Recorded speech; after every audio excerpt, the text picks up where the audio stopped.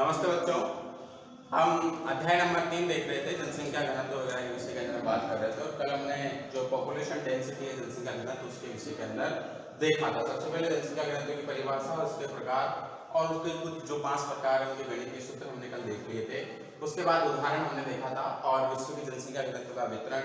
उसके बाद के अंदर कौन कौन से 5 क्षेत्र हैं मुख्य जहाँ पर जनसंख्या घनत्व का जो क्षेत्र है वो अधिक पाया जाता है उनको हमने देखा।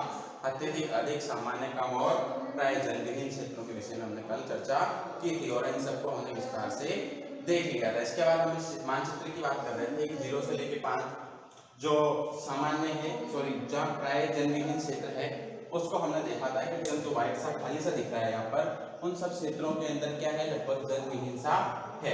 इसके बाद सामान्य जो है उसके अंदर हमने देखा था 6 से लेकर 10 तक, उसके बाद 11 से 100 तक, 101 से 250 तक और 250 से अधिक जहां पर अत्यधिक जनसंख्या घनत्व है उन क्षेत्रों को भी हमने देखा था। उसके अंदर एक यूरोप वाला भाग, एशिया का जो है दक्षिणी भाग, दक्षिण पूर्वी भाग और अमेरिका का जो है उत्तरी अमेरिका का थोड़ा सा ये महान झील क्षेत्र वाला भाग है, ये वाले जो क्षेत्र हैं ये किसके अंदर आते हैं, अत्यधिक जनसंख्या घनत्व वाले क्षेत्रों के अंदर आते हैं। इसके बाद हमने इस कलर्ड मानचित्र के माध्यम से भी देखना चाहा था कि कौन कौन से क्षेत्रों के अंदर जनसंख्या जो है अधिक, कम, सामान्य, विरल या जनविहीन क्षेत्रों के अंतर्गत निवास करती है। इसके बाद आज हमें जनसंख्या वृद्धि को पढ़ना है। तो सबसे पहले हम ये पता कर लें जनसंख्या वृद्धि होती क्या है। देखिए, दो जो समय होते हैं या दो वर्ष कोई हो सकते हैं। जैसे हमारे यहाँ पर हर 10 वर्ष के बाद जनसंख्या जो है गणना होती है, 2001 में, उसके बाद 2011 में और अब 2021 के अंदर जनसंख्या जो है उसकी गणना होगी। तो दो समय अवधियों के मध्य किसी भी स्थान की या किसी क्षेत्र की, किसी देश की हो सकती है, किसी राज्य की हो सकती है, उसकी जनसंख्या के अंदर जो परिवर्तन आता है वो जनसंख्या घनत्व कहलाता है। जैसे 2001 के अंदर हमारी जो जनसंख्या थी 102.7 करोड़ थी, तो वर्ष 2011 के अंदर बढ़ के 121 करोड़, जैसे मोदी जी कहते हैं 125 करोड़ देशवासी हो गए थे। तो ये जितना परिवर्तन आया है इस जनसंख्या वृद्धि कहलाता है। दो समय अवधि हो गई, 2001 से लेकर 2011 के मध्य जनसंख्या के अंदर जो परिवर्तन आया वो क्या है, जनसंख्या वृद्धि है। और इसको अगर हम परसेंट के अंदर निकालें तो जनसंख्या वृद्धि दर कहलाती है। ऐसे देखिए, विश्व में जनसंख्या की वृद्धि प्रादेशिक विषमताओं को दर्शाती है। विश्व पर मानव का आविर्भाव लगभग 10 लाख वर्ष पूर्व हुआ। विश्व में पृथ्वी के ऊपर जो मनुष्य की उत्पत्ति मानी जाती है वो कितने वर्ष पहले मानी जाती है, 10 लाख वर्ष पहले की उत्पत्ति मनुष्य की मानी जाती है। और इसके अंदर क्या हुआ, तब से लेके आज तक निरंतर इसके अंदर परिवर्तन हो रहा है। जनसंख्या वृद्धि के अध्ययन को मुख्यतः हम 4 भागों के अंदर बांट सकते हैं। काल के अनुसार कौन कौन से समय के अंदर जनसंख्या वृद्धि कितनी हुई और कितना प्रतिशत हुआ, और उसके आधार पर, इस ग्रोथ रेट के आधार पर हम भविष्य के अंदर जनसंख्या कितनी होने वाली है आगामी वर्षों में उसका अनुमान भी लगा सकते हैं। सबसे पहले हम इसको 4 भागों में विभाजित करते हैं। तो सबसे पहले करते हैं सबसे प्राचीन जो काल था, प्रागैतिहासिक काल, उसमें दूसरा है प्राचीन काल, तीसरा है मध्यकाल और चौथा है आधुनिक काल जो वर्तमान के अंदर चल रहा है। अब सबसे पहले प्रागैतिहासिक काल क्या है उसके विषय के अंदर चर्चा करते हैं। देखिए, इस काल का प्रारंभ भोजन संग्रहण और आखेट व्यवस्था से माना जाता है। हम जब मनुष्य की उत्पत्ति समझते हैं तो मनुष्य जो है उसकी उत्पत्ति के अंदर सबसे जो प्रथम क्रिया है जानवर से या वानर से मनुष्य बनने की, तो उसके अंदर मनुष्य जो है सबसे पहले आखेट करता है या फिर जनजातीय जीवन जीता है। आखेट शिकार करता है और संग्रहण करता है भोजन, जड़ी बूटियां हो गई, कंदमूल फल हो गए, या जो भी वो चीज खाता है वो वनों से या जहां से भी उसको प्राप्त होती है। जैसे हमने जनजातियों के अंदर पढ़ा कि एस्किमो में जनजाति किस प्रकार भोजन प्राप्त करती है या संग्रहण का कार्य करती है, बुशमैन किस प्रकार करती है, भील और गौंड के बारे में भी हमने देखा था। उसी प्रकार इस काल का जो प्रारंभ है भोजन संग्रहण एवं आखेट व्यवस्था से माना जाता है। कौन से काल का, प्रागैतिहासिक काल का। आखेट एवं भोजन संग्रहण पुरापाषाण काल से स्थलीय भागों पर ही होता था। पुरापाषाण काल, पाषाण का मतलब हो गया पत्थर, और इससे पहले का काल जिसमें औजार जो है, हथियार जो है धातु के नहीं होकर पत्थर के बनते थे, उस काल के अंदर जो है भोजन संग्रहण का काम कहाँ होता था, केवल स्थलीय भागों में। क्योंकि जलीय भागों के अंदर करने के लिए या शीत प्रदेशों में करने के लिए क्या है, एक तो उसे नाव की आवश्यकता होती थी, ठीक है, संसाधन थे इतना जानता नहीं था मनुष्य, तो सबसे पहले वो कहाँ करता था, स्थलीय भागों पे। दूसरा हम इसको ऐसे समझ सकते हैं कि उस समय जनसंख्या क्या थी, कम थी और आवश्यकताएं कम होती थी। उनको जो भोजन प्राप्त होता था उसके आसपास के क्षेत्रों में स्थलीय भागों से प्राप्त हो जाता था, उसे जलीय भागों से अन्य प्रदेशों से भोजन संग्रहण करने की आवश्यकता नहीं होती थी। इसके बाद क्या हुआ कि महाद्वीपों पर बर्फ के कम होने के उपरांत अफ्रीका ऑस्ट्रेलिया, दक्षिण यूरोप तथा दक्षिण पश्चिम पर पूर्वी एशिया में मानवीय विस्तार का अनुमान लगाया जा सकता है। धीरे धीरे पृथ्वी के ऊपर तापमान बढ़ता है, ग्लोबल वार्मिंग होती है और जो ध्रुवों के ऊपर या जिन क्षेत्रों के ऊपर बर्फ का जमाव था वो बर्फ का जमाव जो है पिघलने लगता है और उस पिघलने के साथ साथ जो है स्थलीय भाग के अंदर विस्तार होता है और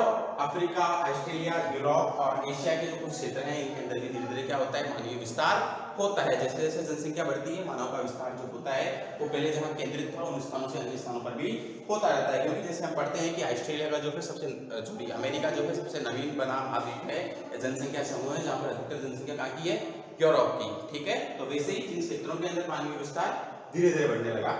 अमेरिकी मूल पर मानवीय उपस्थिति से पूर्व पृथ्वी पर कुल 33 लाख लोग रहते थे। अमेरिका की जब खोज हुई और यहाँ पर जो मानव का विस्तार हुआ उससे पहले पूरी पृथ्वी के ऊपर कितनी जनसंख्या थी, केवल 33 लाख। ठीक है, जो बढ़कर 15,000 वर्ष के उपरांत लगभग 53 लाख हो गए। इस आधार पर अनुमान लगाया जा सकता है कि इस समय संसार का औसत जनसंख्या घनत्व था वो कितना था, 0.04 व्यक्ति प्रति वर्ग किलोमीटर जनसंख्या घनत्व था। इसके बाद हम देखते हैं दूसरा वाला प्राचीन काल। सबसे पहले हमने कौन सा देखा,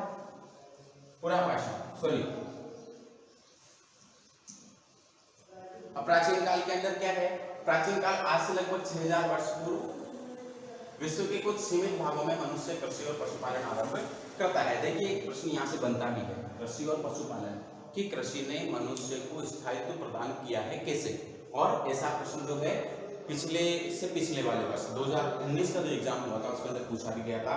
इसके बाद ऐसा एक प्रश्न आरएस के एग्जाम के अंदर भी पूछा गया कि कृषि ने मानव को स्थायीकरण के लिए प्रेरित किया है कैसे, स्पष्ट कीजिए। तो हम यहाँ से समझ सकते हैं कि जब मनुष्य धीरे धीरे क्या पहले आकृत करता था, भोजन संग्रहण करता था, नए क्षेत्रों के अंदर जाके रहने लगा तो वहाँ पे उसको भोजन की आवश्यकता का जो है उसकी पूरी नहीं होती थी पशुओं के शिकार से, तो उसने क्या करना शुरू किया, पशुपालन करना शुरू किया। फिर उसे बीज वगैरह पता चले तो उसने क्या किया, जैसे कहीं मनुष्य होगा उससे कुछ बीज गिर गए होंगे या कुछ दाने गिर गए वो उत्पन्न हुए उनसे उसको फिर नया अनाज मिला, तो उसने क्या किया, धीरे धीरे कृषि कार्य शुरू किया। कृषि कार्य शुरू किया तो उसकी सुरक्षा के लिए उसको वहीं पर रहना पड़ेगा, तो वहां रहते रहते उसने क्या अपना आवास बना लिया, पशुपालन करने लगा। जहाँ पहले पशुओं का शिकार करता था उनको क्या करने लग गया, वो पालतू जानवर बना लिया और उससे उसके जीवन में क्या आया, स्थायित्व आया। ठीक है, इस प्रकार विश्व के कई भागों में मानव सभ्यता का विकास हो चुका था और नदी घाटियों में कृषि के साथ ही नगरीय विकास भी प्रारंभ हुआ। सबसे पहले नगरीय विकास का जो प्रारंभ होता है वो कहाँ से होता है, नदी घाटियों से। ठीक है, हम प्राचीन जितनी भी हमारी सभ्यताएं संस्कृति सिंधु घाटी सभ्यता हो या फिर हमारी मेसोपोटामिया की सभ्यता हो जो मिस्र की नील नदी के किनारे पर बसी हुई है, सिंधु घाटी सभ्यता जो है सिंधु नदी के किनारे पर बसी हुई है, चीन की बाकी सभ्यता हम लोग देख सकते हैं, राजस्थान की जो कालीबंगा की सभ्यता है जिसे हम देख सकते हैं गंगा नदी के किनारे पर है या प्राचीन सरस्वती के किनारे पर है। हमारी आयड जो सभ्यता है वो पश्चिमी बनास के किनारे पर और आहाड़ नदी के किनारे पर बसी हुई है। उसके अलावा जयपुर की अगर हम गणेश सभ्यता की बात करते हैं तो वो भी किसी न किसी नदी के किनारे पर बसी हुई है। तो पहले जितनी भी सभ्यताओं का विकास हुआ है, जितने भी नगरीय विकास हुए वो सब कहाँ हुए, नदी घाटियों के किनारे, क्योंकि नदी घाटियों के पास एक तो क्या होता है उपजाऊ मिट्टी मिलती थी, दूसरा उसको जल आसानी से मिल जाता था, तीसरा क्या है कि जितने भी जंगली जानवर है पानी पीने नदी के पास में आते हैं, तो मनुष्य को प्राचीन काल के अंदर शिकार करके भोजन करता था तो उसको शिकार कहीं जरा ढूंढने जाने की जरूरत पड़ती थी, आसपास तो उसको शिकार मिल जाता था। और जल की उपलब्धता से तापमान जो है वो भी सामान्य सा रहता है। जल क्योंकि जो मिट्टी वगैरह होती है उसको गर्म जल्दी हो जाती है, ठंडी भी जल्दी होती है, लेकिन जल देरी से गर्म होता है और देरी से ठंडा होता है, तो वहां पर जो तापमान है वो भी क्या है, समान पाया जाता है। ठीक है, इसलिए सबसे पहले नगरीय सभ्यताओं का या मानव सभ्यताओं का विकास हुआ कहाँ पर हुआ, नदी घाटियों के पास में हुआ। ईसा काल के आरंभ में विश्व की कुल जनसंख्या 20 से 30 करोड़ के मध्य होने का अनुमान लगाया जा सकता है। इससे पहले की जो हमने बात की वो ईसा पूर्व की थी, ये 1 ईस्वी से बात करते हैं, ईसा बाद की बातें हैं। तो ईसा काल के आरंभ से पहली ईस्वी से ईसा का प्रारंभ, ईसा काल से पहली ईस्वी से जो है इस काल का प्रारंभ हुआ कौन से का, प्राचीन काल का। तो इसके जनसंख्या कितना अनुमान लगाया, 20 से 30 करोड़ का अनुमान लगाया गया। इस दृष्टि से भारतीय उपमहाद्वीप में पूर्वी एशिया, यूनानी और रोमन साम्राज्यों, मेसोपोटामिया और मिस्र के साथ साथ सिंधु सरस्वती सभ्यता विशाल जनसमूह के क्षेत्र थे। इसके बाद जो हमारा तीसरा काल आता है वो है मध्यकाल। मध्यकाल में जनसंख्या वृद्धि का क्या रहा और जनसंख्या किस किस प्रकार से रही उसके विषय के अंदर हम अध्ययन करते हैं। देखिए इतिहास की दृष्टि से 700 से 1650 ईस्वी के बीच का कालखंड है। कब से लेकर कब तक का, 700 से लेकर 1650 ईस्वी तक का, ईसा के बाद में। ठीक है, 1650 में विश्व की कुल जनसंख्या का जो है अनुमान लगभग 55 करोड़ थी। इस समय जनसंख्या वृद्धि की गति अत्यंत मंद रही, किंतु कुछ देशों में अधिक रही। इस समय बाढ़, सूखा, महामारी और युद्धों के कारण जनसंख्या में कमी आई। देखिए, बाढ़ से भी जनजीवन प्रभावित होता है, सूखे से भी होता है, महामारी इस प्रकार अभी कोरोना महामारी चल रही है, इससे पहले भी और कई प्रकार की महामारियां, प्लेग वगैरह चलती थी, तो उससे भी जनसंख्या में और युद्धों के अंदर हजारों सैनिक जो है वो मर जाते थे, तो इससे भी जनसंख्या के अंदर क्या होती थी, कमी आती थी। अब इसके बाद चौथा जो काल आता है वो आता है आधुनिक काल, जो वर्तमान समय में हमारा चल रहा है। मान लीजिए 17वीं शताब्दी के मध्य से आधुनिक काल का प्रारंभ माना जाता है।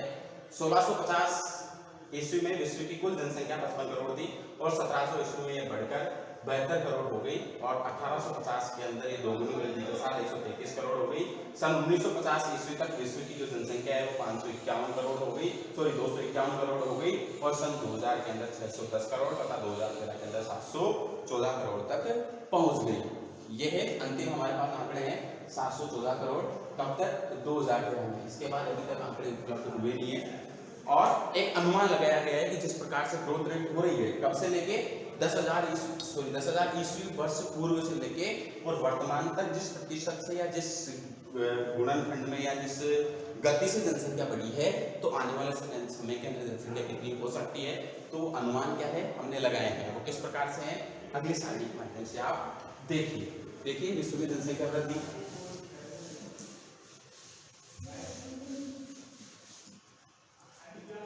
वर्ष 10,000 एक तरफ वर्ष दे रखा है, दूसरी तरफ जनसंख्या दे रखी है, इधर भी एक तरफ वर्ष दे रखा है, दूसरी तरफ जनसंख्या दे रखी है। ठीक है, यहां तक क्या आंकड़े हमारे पास है। इसके बाद ये अनुमान लगाए गए हैं कि इस वृद्धि से बढ़ रही है तो यहां तक कितनी हो सकती है। देखिए 10,000 ईसा पूर्व 50 लाख थी। इसके बाद पहली ईस्वी के अंदर जब प्राचीन काल का प्रारंभ हुआ तो 2000 लाख थी। ठीक है, इसके बाद 3000 लाख, 8000, 100 करोड़, 200 करोड़, 300 करोड़, 406 करोड़, 500 करोड़, 600 करोड़, 610 करोड़, 710 करोड़ 2010 में, 714 करोड़ 2013 में, 720 करोड़ 2015 में और इसी गति के साथ आने वाले समय के अंदर कितनी रहने वाली है, 2025 के अंदर 781 करोड़ और 2050 ईस्वी के अंदर 903 करोड़। यहाँ से प्रश्न पूछा गया है कि 2050 ईस्वी तक भारत की विश्व की जो जनसंख्या है वो लगभग कितनी हो जाएगी, तो इस प्रश्न को आपको ध्यान में रखना है। यहाँ से पहले भी बोर्ड ने एक बार प्रश्न पुट किया हुआ है। इसको हम आरेख के माध्यम से देख सकते हैं कि जनसंख्या का जो प्रतिशत है वो किस प्रकार से, जो ग्राफ है वो कैसे चल रहा है। देखिए, एक तरफ जो है जनसंख्या करोड़ के अंदर दे रखी है और दूसरी तरफ जो है वर्ष दे रखे हैं कि कौन कौन से वर्ष के अंदर कितनी कितनी जनसंख्या का रहा। कई बार यहाँ से भी क्वेश्चन पूछ लिया जाता है। हालांकि अभी तक इस आरेख से आपको बोर्ड परीक्षा के अंदर प्रश्न पूछा नहीं गया है। 2016 के बाद से 2017 से आपकी परीक्षाएं इस वाले जो सिलेबस है इससे लगी हुई है, तब से लेके अब तक तो इसमें प्रश्न पूछा नहीं है। और इस बार जो आपका परीक्षा पैटर्न होगा उसके अंदर ये वाली जो बुक है ये अंतिम बार बढ़ाई जाएगी, इसके बाद एनसीईआरटी चल जाएगी, तो हो सकता है यहाँ से प्रश्न पुट अप कर लिया जाए। आरेख के रूप के अंदर रेखा चित्र बनाएंगे, ऐसे एक बार आप उसको देख सकते हैं कि कितनी जनसंख्या थी तो 1650 ईस्वी के अंदर। इसके बाद 1750 में, 1850 में, 1930 में, 1962, 1975, 1987, 1999 और 2000 और ये 2000 के बाद के आंकड़े भी अभी तक आ गए, लेकिन इसके अंदर जो है संलग्न हुए नहीं है। एक तरफ जो है जनसंख्या करोड़ के अंदर थी, कितनी जनसंख्या थी, तो हम इसको भी जो है समझ सकते हैं। ठीक है, इसके बाद जो है हम जो आगे बढ़ेंगे वो नेक्स्ट वीडियो के अंदर पढ़ेंगे। धन्यवाद।